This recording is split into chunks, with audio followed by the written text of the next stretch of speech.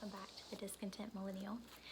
So today I thought I would do a seed haul video because I was planning on doing a gardening video this week because I got a greenhouse and I'm so excited to finally have one. I was gonna build it and then do a video of me starting this year's seedlings because today is the day after Valentine's Day, so it's time to get some of my cold weather crops in the ground. However, I live in central Oklahoma and it is freezing outside. When I say freezing outside, I think the high for today is like 4 degrees. It has been below freezing for the last 5 days and there is currently a buttload of snow on the ground and it's not supposed to get above freezing until next week. So I don't think I'll be planting seedlings because unfortunately the ground is frozen and there's no way for me to level the area that the greenhouse is going to go in. So I'll just show you the seeds that I was going to plant and talk a little bit about this year's garden plants. I've never made this kind of video before, so I hope you enjoy it. If you do, don't forget to hit the like button, and hopefully all of you guys are getting your seeds or starting to put in your orders. I'm still getting seed catalogs because I ordered way too many, but that's okay because it's a nice little respite from the cold and dreary weather that we've been having. So first I'm going to go through my herbs, and then we will move on to vegetables and then flowers. So this year I have expanded the size of our garden. Of course, I'm adding a greenhouse, and then I'm also putting a cottage style garden in our front yard, which will have a mixture of edible plants and flowers. So I'm hoping to put some medicinal herbs out front and then just kind of blend those in with the flowers because nobody's going to notice that there's a bunch of edible plants in the front yard if they're surrounded by beautiful, beautiful flowers. So first, I will say, not all of these seeds are from this year. Some of them are seeds that I purchased last year. Some of them are seeds that I saved over the course of the season last year. But I have a lot of seeds and there are still things on my wish list that I haven't gotten yet. So we will... I'm trying to prevent myself from buying anything else until I get these in the ground and get them started because I don't want to run out of room. So first up are herbs, and I'm really, really excited for this. So I got this last year. This is a slow bolt cilantro from Seeds of Change. I bought it in the middle of the summer and then I just really didn't have room to plant it, and it was kind of late because I was already making salsas, so it really wouldn't have made sense to plant it because by the time that it was ready to harvest, I would be done with salsa. So this year my plan is I'm just going to succession plant this so that I will have it when I need it, and hopefully that will work out better. It's my cilantro. And then I got, this one doesn't have a picture. This is from Baker Creek. It's part of this year's order. It is Persian basil. It's a really pretty basil plant. It's a little bit different variety than what I grew last year. I thought I would just give it a try. And I have 2 different varieties of basil, and then my sister-in-law ordered 2 other different varieties of basil. So we're gonna trade some seeds so that both of us will have all 4.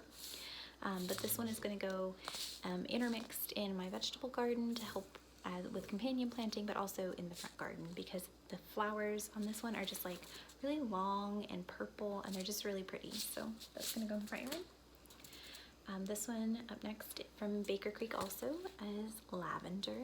And lavender is a perennial, so I'm really excited to have this come back year after year. I love lavender, the smell of it. I did use it in my kombucha last year, which was very good, and also in some lavender lemonade. So I'm really excited to have some growing on my own property. So when I want some and it's ready, I can just go get it. I don't have to go to the farmer's market and buy it. So I'm really excited about that one. This one, also from Baker's Creek, is another basil. So this is the cardinal basil, and I actually just got this one for the flowers. I just thought they were really cool, and it's gonna go great in the cottage garden, but it's also edible, so I'm gonna give it a try. Supposedly the taste of this one is more like spicy, like cinnamon and nutmeg with the basil flavor, so I'm really looking forward to trying it. And at very least, I'll have some big beautiful flowers that will attract a lot of bees. Next is chamomile, also from Baker's Creek. I love chamomile tea, and so I figured I'd start growing it. It is an annual, but it self-sows, so I'm hoping that if I plant this in the cottage garden, I will have chamomile for years to come with very little effort. If not, I'll just buy it every year. This one is more of a medicinal herb, so this is yarrow, Colorado mix from Baker's Creek. As you can see, it's got multiple different colors of flowers, which is going to go great in the cottage garden out front. It's also a medicinal herb, so I'm going to be playing around with using it for its medicinal purposes, but also it is really good for pollinators, so I feel it would be really great to have, just draw them into the veggie garden. This next one is really cool. This is the toothache plant. I got it from Baker's Creek. So the flowers, if you eat them, it's supposed to like numb your mouth a little bit. So I thought it would be really cool. They're also really, really pretty, and I thought they'd be really pretty in some cut flower arrangements. So that's why I got those. They're just fun. And then this last one I'm really excited about. This one is bee balm or bergamot, whatever you want to call it. And this is the wild bergamot variety. So this is the kind that is native to the United States. And bees absolutely love this. So I am really excited to put this in my cottage garden because the pollinators are just gonna eat this up. So that is all of the herbs. So I guess let's move on to my next biggest category, which is beans and peas, because I have a lot. So first off, I've got these Sugar Daddy peas that I got from Baker's Creek. They're supposed to be superbly snackable. I thought last year we really liked the snow peas that I planted, so I would plant another variety of peas and see if we like these. These are just a sugar snap pea, which I'm excited. We love to just we just eat these like they're candy. We put them on our salads. We just eat handfuls of them, so I'm really excited to have more than that. I also got these, so I bought these last year. These are Sugar Pod 2 snow peas, sorry. So these are from Seeds of Change, and I just got these at Tractor Supply last year, and I bought 2 packets, and I only planted one, because I was gonna plant another round of them in the fall, and then just never did. So those are gonna go on the ground as soon as it is thawed, because right now I can't dig anything. Peas. Okay. Then I got some purple hull cow peas. Purple hull peas are my grandmother's favorite kind of pea, and I've never grown them. This is only my second year doing a vegetable garden, and she grows them every single year, and she absolutely loves them. So I got some of those. So these are the purple hull pink eye cow peas. I'm really excited about these, and just sharing the experience of growing them and hulling them with my grandma. So this is an open package that I bought last year. So these are the Blue Lake bush beans, and these are supposed to be one of the most popular varieties of bush beans, and honestly, I didn't have any luck with them. The first packet I planted entirely it grew, but it never produced any peas. Or well, no, I take that back. the first packet that I planted, not a single one of them sprouted. So I planted a second packet and I bought another packet. The second packet sprouted, but I was missing a few. So I opened this packet and mixed some in, replaced the plants that didn't sprout. And they sprouted, but I didn't get a single bean off of 25 plants. So I don't know if it was my soil, I don't know if it was the year, but I didn't have any luck with these. I haven't decided if I want to try again this year or not. I might, but not a single bean. Not a single bean. And then also, I have these left over from last year. These are jade beans. They're also a bush bean variety. I didn't get a lot of beans out of these, but I did get one serving of beans out of these bush beans before they just kicked the bucket. So like I said, I don't know if it's something I was doing wrong last year that both bean varieties that I planted failed, but I just utter crop failure on the Blue Lake beans, and then I got enough for 2 people to have one serving out of these, I think I had 30 plants of this one. So not super productive. I don't know if I'm gonna dedicate space to these again or not. Maybe give them another try, see if I was doing something wrong. So this year, because I did so poorly with bush beans last year, I did pole beans.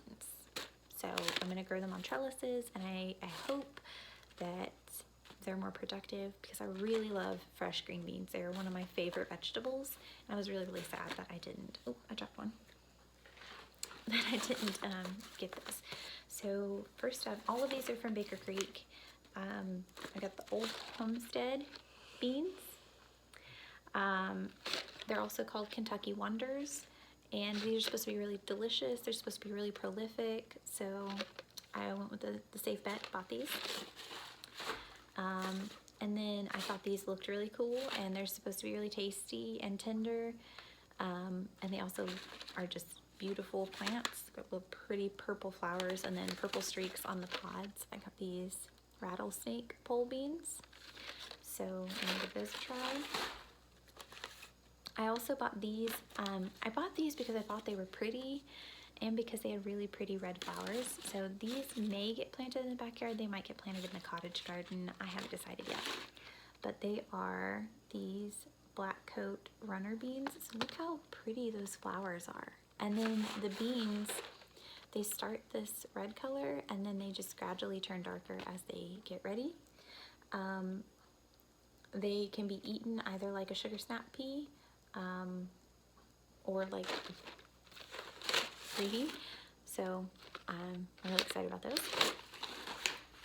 And then I got this variety. This is Cherokee Trail of Tears beans, and you can eat them as snap beans, or you can let them mature on the vine and you can eat them as dried beans. So I'm really excited about that variety as well. So that's all my beans, and that's a lot of packets. I might have gone overboard. My garden is not this big. So, oh. I might have should have done these first, but oh well. This is my leafy greens, and I do plan to get more because I'm hoping to have some sort of green vegetable, some sort of leafy green available all year round. I know it gets really hot here in the summer. My kale last year actually survived the summer, so we might give that another shot. I don't know. So first off, I've got this black seeded Simpson seed tape that I bought last year. I only planted one. Well, I bought the seed tape and I bought seed discs, and I planted the seed discs first, and they were great until they bolted, and then I just never planted my fall crop, so I still have those left over. And then I grew these last year. I bought 2 packets, but only needed to plant 1 because I planted them in the spring. I didn't get to harvest most of the summer between the grasshoppers, and I might have had cabbage moths. I didn't really know about cabbage moths eating kale until it was cold again, but that might have been what was causing my problem. We'll keep a better eye on it this year. But this Russian red kale from Seeds of Change. It did awesome for me. I mean, nothing could kill this until we had an ice storm. The ice storm killed it, but other than that, this was kept on trucking all year long. And then when I got my seed order from Baker's Creek, that's actually what my free seed variety was. Although this one on the picture looks really different, so I don't know if it's a different one. It says Russian Red, and that's what the other one says, but this one also says Ragged Jack, and it's like a darker color, so we'll see. Then I also got this Glory of, I'm gonna mispronounce that. I got cabbage. This variety of cabbage. I don't know how to say that, so I've never grown cabbage before, and I made sauerkraut for the first time this year, and I am not a sauerkraut person. I've never liked it growing up. My husband has, so I decided to go ahead and try it. So it's in the fridge. We tried it when I finished it, and then we just kind of put it in the fridge and haven't tried it again. So I guess I should be making the deal. I guess I should eat that, but I thought I'd grow some more cabbage, and because I do like fresh cabbage, I like it in my salads, and then I like cooked cabbage and sauerkraut, so I figured I'd grow some cabbage now that I've got the room to do it. And then I also got Brussels sprouts. So my sister-in-law got green, just normal old Brussels sprouts, and I got these red rhubarb ones, and aren't those just absolutely gorgeous? Like, I've never grown Brussels sprouts before. I don't know how well it's gonna go, but I figure might as well go with the pretty ones. It's a little bit different. It's something that I can't just go to the store and get. You can't go to the store and get red Brussels sprouts. So that's one of the things that I like to do in my garden, is I like to grow things that I can't just go to the store and get. So I'm really excited about these. I also have a lot of root vegetables, and I'd like to get some more, but this is what I'm starting with so far. So last year we planted these burpee cherry bell radishes that are on a seed tape, and they did awesome. They tasted amazing. They were great. I bought two. I only planted one. I meant to plant again in the fall and then didn't. So these are going to go in the ground as soon as I can get them in there. But like I have said, right now there is absolutely nothing going in the ground because you cannot dig in the ground. We've been so far below freezing for so long that there's, I got clay content to my soil and it is froze. It's froze solid. So hopefully we'll warm up and get them in, get them in the ground. And I also have another package of non-seed tape cherry bell radishes, and they were really tasty, so I'm excited about that. I also have this this packet from Seeds of Change that just says cherry radishes, so I don't know if they're going to be the same thing or if they're going to be slightly different, but I have those as well, and we love radishes. So, and then I have carrots. So last year I bought carrots. I planted one package, and they took forever to come up. And when they did come up, they took forever to mature. And when they were finally I say big enough to harvest, but they were only like this big. When they were finally big enough to harvest, half of them had gone rotten. So I hope this year goes better. So I have two packages of this Nate's half long from Burpee that I bought last year just at the feed store. And then Seeds of Change from Tractor Supply. This one just says Garden Carrot Blend. So we'll see which one does better. And then I got onions. So I bought one of these last year and one of them this year, and I have both of them planted. Not very many of them have sprouted so far, and today my cat decided to pull 2 of them out. So of the like 8 that I have already sprouted, she decided that she needed 2 of them more than I did. So I have the Caesar change, yellow Spanish sweet onion, and then these red burgundy onions from Very Morris.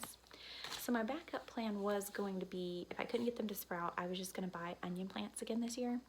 Last year I got onion plants, and the biggest onion I got out of it was like this big. So I don't know if I waited too long, if they had, you know, something was wrong with my plants, or if I got, you know, the wrong variety.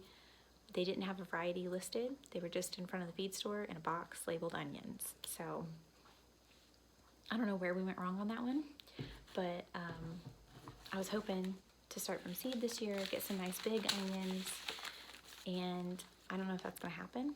So my backup plan was just to buy onion plants. However, most places I noticed throughout this weather have just left their plants outside, and it has not been above freezing in over a week, and it has been in the teens since Friday. So today is now Monday, and all of those poor little onion plants are still outside, and they are frozen solid. So I don't know how well that's gonna go. I do have these, and these are gonna go, I think, in the cottage garden, but I haven't for sure decided. I'm gonna do a little bit more research on them, see how much room they actually need. These are an interesting little thing. They are Egyptian, if you can see that, Egyptian walking onions. So they grow at the top of the sprout. So you've got like the bulb down here, and then this is what grows out of the ground. And then these little onions, they just form at the top up here. And then when it gets too heavy, it just kind of like tips, it goes to the ground, and wherever it touches, it roots, grows another spike, grows more balls. So it's called a walking onion. But you can use every part of this. You can use these like green onions. You can use the little bulbs like spring onions. So I got these from a coworker. I got quite a few of them. So I was gonna plant these because these are perennial. They'll just come back every year. And you just cut them as you need them. So I was gonna plant those. And that is it for my root vegetables. I would like to get some potatoes, if I can find anywhere that their potatoes haven't frozen. And I would like to get some parsnips, because I don't have any parsnips, but I just haven't bought any yet. I do plan to, I just haven't done it yet. So next up I'm gonna do cucumbers. I've only got 2 varieties so far because I'm trying to decide if I want to go with my tried and true from last year, which is the Sumter cucumbers. They did awesome for me. They produced all summer long. I don't think I stopped getting cucumbers until September. Like, they did great. Even in the heat of Oklahoma, they did awesome. Or if I want to try market more cucumber, because a lot of other growers have had a lot of success with those as slicing cucumbers. Now, I pickled the Sumter cucumbers and they did okay, but they didn't retain like a crunch. So this year I bought Chicago pickling cucumbers from Baker Creek. And so these little guys, they get up to 7 inches, but I'm gonna pick them smaller because I want some whole pickles. And last year I let my cucumbers get so big that I couldn't do whole pickles. I had to do pickle spears and pickle chunks.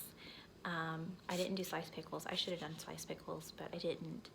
I'm gonna be looking for some more pickle recipes this year. I really liked the recipe that I used last year, but it's not like, I don't want to use them for sliced pickles for my sandwiches because they're not traditional. I just want like a good traditional dill pickle recipe, you know, that sour dill pickle. Mine had peppers in them, and they tasted really good, but they were definitely not like a kosher dill pickle. So I got those. I'm excited about those. And then these, I'm so excited about these.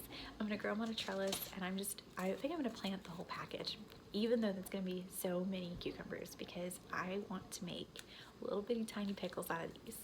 I bought the Mexican sour gherkins. So these little babies are so cute, and I'm gonna make some popcorn pickles out of them. So when I find that really good dill pickle recipe, I'm gonna make a whole bunch of pickles out of these because 1, they're adorable, 2, they're bite size, and 3, these are gonna look so good on my charcuterie plates next winter when it's like you're just craving that bite of summer. And these little things, they're so cute. And then I just need to find which slicing cucumber I'm gonna use. Because I do like to eat cucumbers fresh. You can eat the Chicago cucumbers fresh, but I've heard that they can be a little bit bitter for slicing. And then, of course, these guys you can eat those fresh, but I want like slices of cucumbers for my salad. So, still need those, but we will get there. Next up is peppers. Oh, I'm so excited about this. Okay. So I'll show you the ones I saved first. Now, I saved these from a green bell pepper that I grew last year from seed that I saved from a green bell pepper, or from a red bell pepper from a store. Now, I did not know when I saved these seeds that green bell peppers will eventually turn red. So I should have waited until the pepper turned red to save the seeds. So I'm gonna pre-sprout a couple of these to see if they even sprout. But if they do, I've got bell peppers, just regular old bell peppers.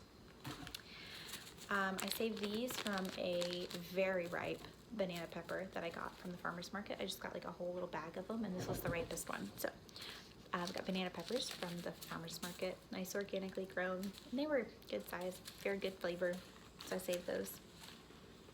So those are the ones I've saved, and then I bought all of the rest of them this year. So first up, I have a California Wonder bell pepper, just this little sweet pepper. I'm excited about those because if my other bell peppers fail, still got these.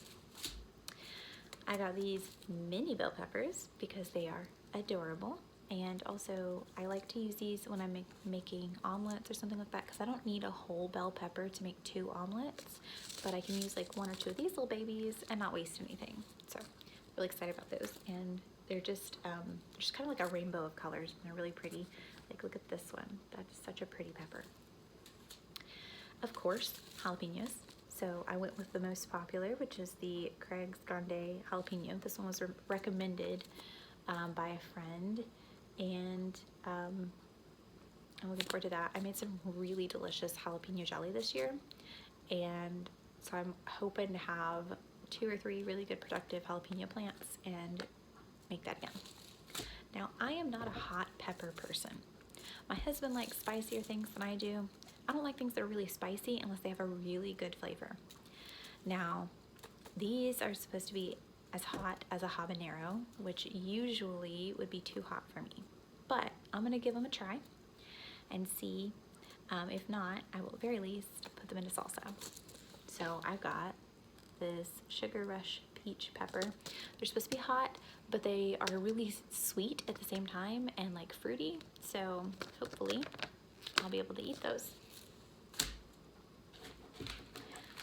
Next up is tomatoes. So last year I had 12 Arkansas Traveler tomato plants.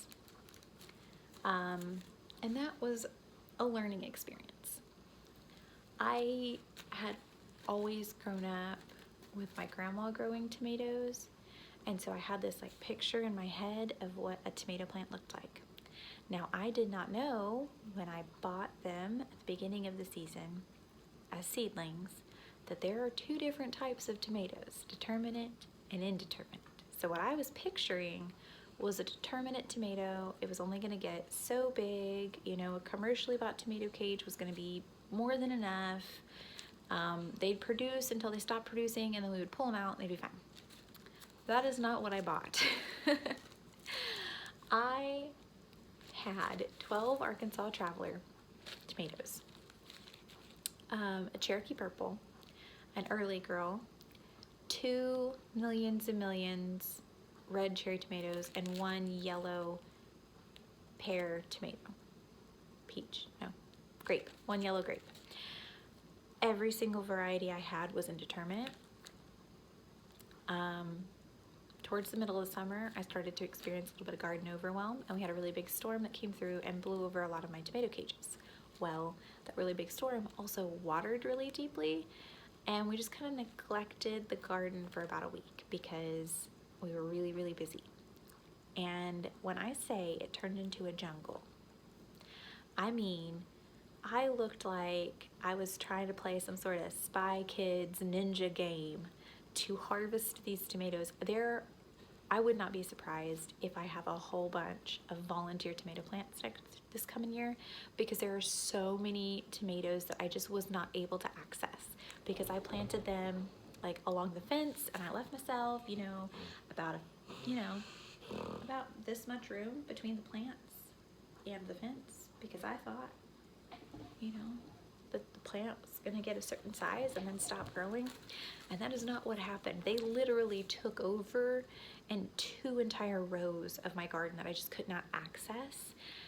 It was crazy. It was absolutely insane.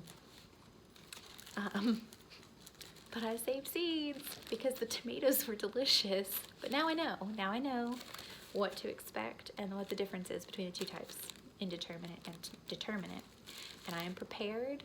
We have a different system this year. I'm going to use a cattle panel to tie them to instead of a tomato cage, because the tomato cages were just, 1, not big enough, 2, too flimsy to hold them up because they were so large, and 3, I just had like tomato plants that just like grew into each other, and basically just like a hedge of tomato plants with just like these little bitty areas that I could like twist and crawl into to harvest some of the tomatoes. But I saved those seeds because they were an awesome tomato. They only got about that big, but they tasted amazing, and it just kept cranking them out once it started. So hopefully those sprout. I've never saved tomato seeds before, so I don't know if I did it right. So hopefully I'll pre-sprout a couple of those too, see if they do. If not, the local nursery here is where we got them, and that's where I'll buy them again. Then I also bought these this year from Home Depot, I think. These Brandywine pink tomatoes from Back to the Roots, and it is an indeterminate, I think. Yeah, it's an indeterminate variety. I'm really looking forward to using it as a slicer. I got these black cherry tomatoes from Baker Creek. I've never grown a black tomato other than my Cherokee Purples, and they weren't super productive. I think I probably only got like 6 or 7 tomatoes off of it all year, but it may have been because it was just being choked out by the Arkansas travelers, because they kind of like surrounded it like an amoeba of a tomato. So got those, excited about those. And then I did a lot of canning last year, but I did not get as much as I thought I would. And like I said, last year was my first year gardening. So this year I actually bought paste tomatoes. So I got these Martinos Romas. So, and they are a determinate variety. So these will all set fruit right about the same amount of time, so that I can just harvest them, and then we can just can all at once, and I use the rest of them. Of course, I'm going to can the other tomatoes too. I'm not going to let them go to waste. But I'm really, really looking forward to being able to get the bulk of my canning all out at the same time. I haven't decided yet, but I might do 2 rounds of these, like one early summer and then one late summer. Haven't decided. We will see how much these yield. That is my maters. Up next is the melons. Y'all, I'm sorry this is such a long video. If this is too long, you just tell me down in the comments it's too long, and I will like break it up in the future. I don't think I do a lot of long form videos, so we'll see how this one does. So last year I grew Sugar Baby Bush watermelon. Now, I didn't realize there was a difference between sugar baby watermelons and sugar baby bush watermelons. I saw the sugar baby bush watermelons and I was like, oh, sugar babies, those are a seedless variety. We'll grow those. No, these are personal melons. They're only about this big. I think my biggest one ended up being like that, like maybe the size of, maybe the size of like a loaf of sourdough. I'll get with the biggest one maybe. Most of them were about this big. Enough for like 2 people. I don't know if you can see how many seeds. There are probably, that is one itty bitty watermelon that all of this came out of. That's 1/2 actually of one itty bitty watermelon. I seeded one part of it and cut it up, and then we just ate the other part fresh and just spit the seeds out. That is 1/2 of the seeds out of one of these little personal watermelons. So I was like, oh my goodness, there's so many seeds. Turns out there are 2 different varieties of sugar babies. So I have the bush variety right here, and they were very compact vines. I say compact for watermelon vines. The vines only got about this tall, but they did spread. They spread everywhere, and they took a really long time to get ready. They were supposed to be like a 90-day variety, and I think we ended up going like 120 days before I got my first fruit. So I have these.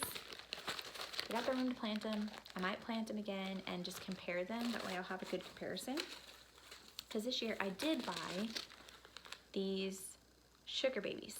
Now the sugar baby bush ones did climb my fence, so they did fine and climb, and I can probably grow these on a trellis. But these are supposed to be, look at that picture, that is seedless. So, they did have the sugar baby bush watermelon as well, but there wasn't a picture of it cut open. It was just a picture of the watermelon. So, we're gonna grow both of them, and we're gonna see which one. The fruit are supposed to be about 8 pounds, so we'll grow both of those. And then I bought these for my granddad, and I'm gonna start them for him, and I think I'm probably gonna keep 1 plant for myself, because I don't really see us using watermelons this big, but these are his favorite, the Charleston Gray. So I am gonna sprout these and give these to my grandfather for him to grow. I know a lot of people don't like to transplant watermelon, but we bought him 2 packs. He really wants to start 1 pack from seedlings and then 1 pack in the ground so that he can try to get 2 separate harvests. I don't know how well that's gonna go, because I've read a lot of things about them having really delicate root systems. So I think what I'm gonna do is I'm gonna go buy some eco pots so he can just plant the whole pot in the ground. Next up is these, and you can see I really liked these cantaloupe, and I have a lot of seeds. This is, I think, 2 or 3 maybe cantaloupes worth of seeds. It's a lot of seeds. This is the Hale's Best cantaloupe. I bought them as starts last year, and I only had 1 plant survive, but that 1 plant gave me 7 melons. So, and that's, you know, it was still trying to produce, and then it got powdery mildew really bad. So I saved a lot of seeds because I plan to share them this year, and I'm really excited. They were sweet. Oh, they were so sweet. They're so good. And last but not least, I got the Kachari Melon. I've seen a lot of YouTubers and homesteaders that grow this melon and really, really like it. So I thought I'd give her a try. This is another one of those things that I just can't buy this in the store. This isn't something I can buy. So I wanted to grow it. And last but not least, in veggies, I have, oops, a mess, that's what I have. I have squash. So, start off with this. This is an organic butternut squash that I bought from the natural food store. And I saved the seeds because it was very tasty. I got a lot of seeds. It's a pretty big squash, but I got a lot of seeds out of squash. I actually bought the bigger squash specifically so I could save the seeds. But I also last year at the end of the year, I totally forgot before I saved those seeds, I bought butternut squash seeds. I had squash bugs really, really bad last year. Like, we were doing really good. I tried to trellis my plants. I did not understand how a squash plant grows. There was a lot of lessons learned last year. One of those lessons was that some squash are vining habit and like to climb and will readily climb things. And some squash are not. They're a bush habit and they just like to sprawl along the ground. So it's a lot of work to keep them on a trellis. And I, due to a technical error, because we had to order seedlings online last year and then go pick them up, we ended up with 12 yellow squash plants and 12 zucchini plants. So for the first part of the year, I was doing really good. I was producing a lot of squash and a lot of zucchini. I want to say a lot. I mean, I was probably producing 5 to 10 pounds a week of squash and zucchini. Each. Not together. Each. And I was trying to keep them tied up. So I was going out every night and tying these up. And I made a trellis where I had like 2 T-posts. And then I had wire running in between on one of them. And then I had like a fence in between 2 T-posts on the other. And it was a chore. It was so hard to keep them tied up.